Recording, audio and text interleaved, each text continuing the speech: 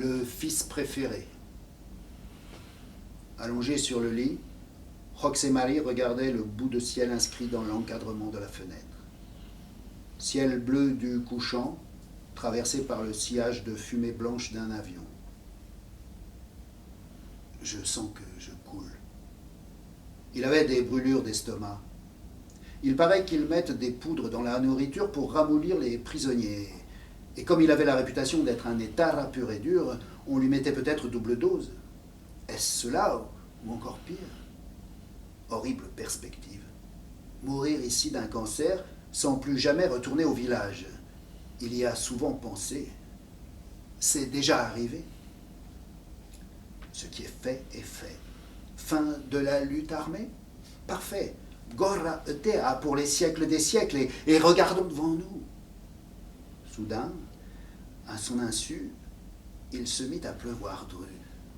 Où cela? Dans sa mémoire.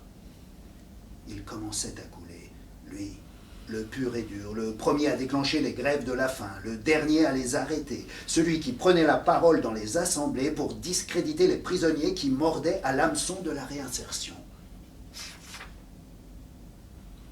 La fenêtre de la cellule se couvre d'un gris soudain.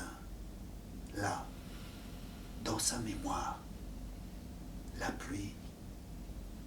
Il ne cessait de pleuvoir depuis la veille.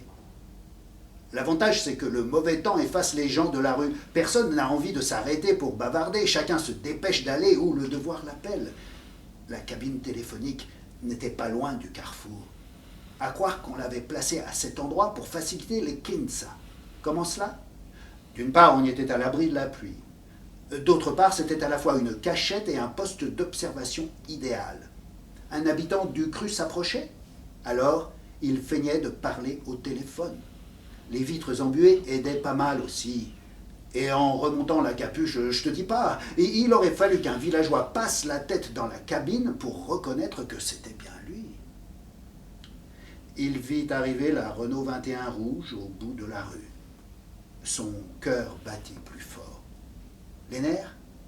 Ma foi, oui, un peu, mais moins que dans les premiers temps, quand il avait les jambes qui flageolaient. À force d'attentats, il avait appris à garder son calme.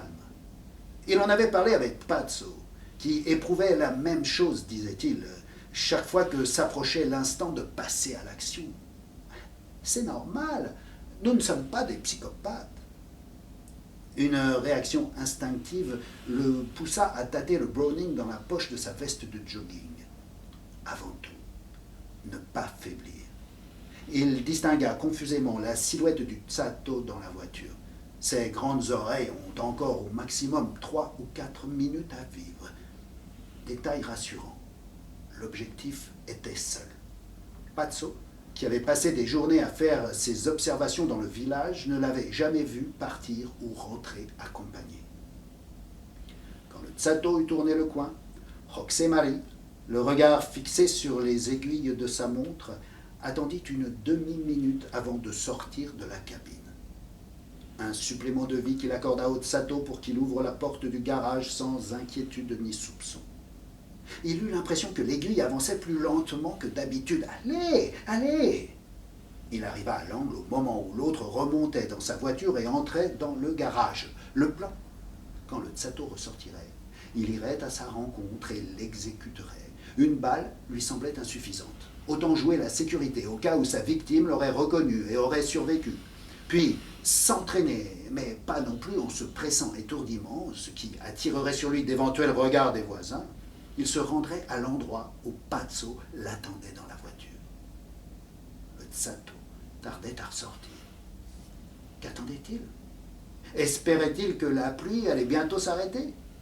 N'empêche, c'était Roxemarie qui était trempée. Il se colla au mur dans un renfoncement pour recevoir le moins de pluie possible.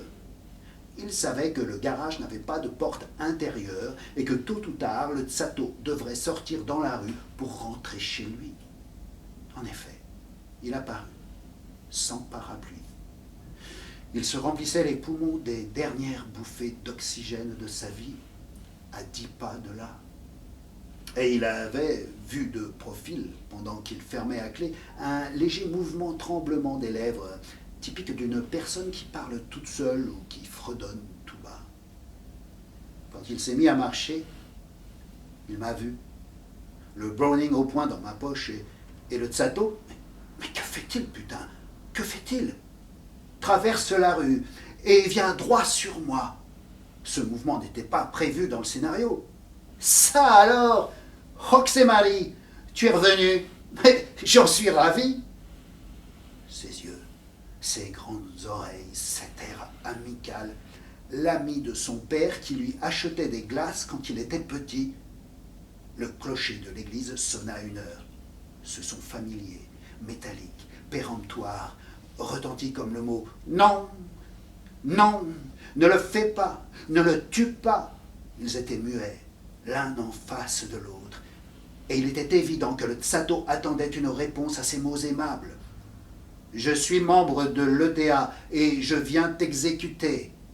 Mais il ne disait rien. Ça ne sortait pas. Le clocher, là-haut, venait de répéter le « non ». Merde, il s'agissait du Tsato, ses yeux, ses oreilles, son sourire.